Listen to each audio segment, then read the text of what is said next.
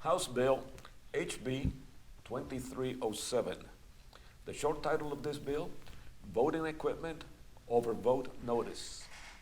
And this bill was introduced by Representative Kavanaugh, and it will be discussed in the House Government and Elections Committee on the 27th, which will be Wednesday.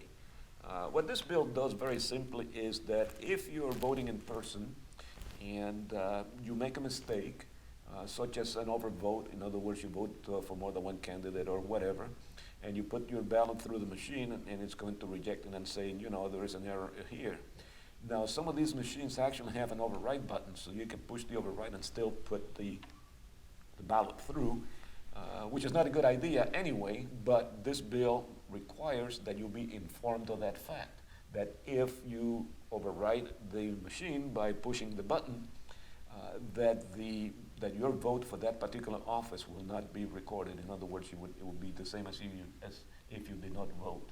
Mm-hmm. And I would say that most people would know that, but now we have a bill that requires that you'll be informed of it.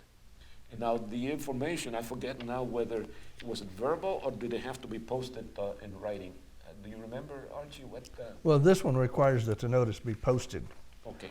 The previous one we had was that the individual standing at the machine when you insert your ballot, that if it kicked it back and said we detect a discrepancy, then that individual had to tell you that information.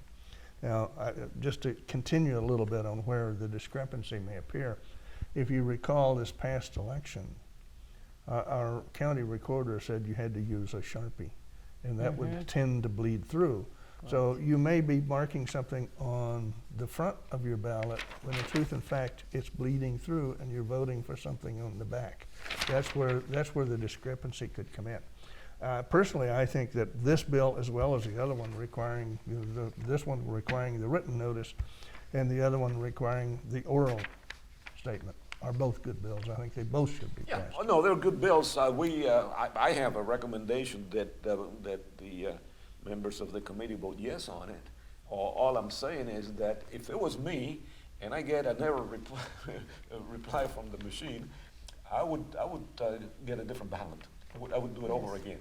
Mm-hmm. See, I wouldn't want to trust it, and I don't have to be told.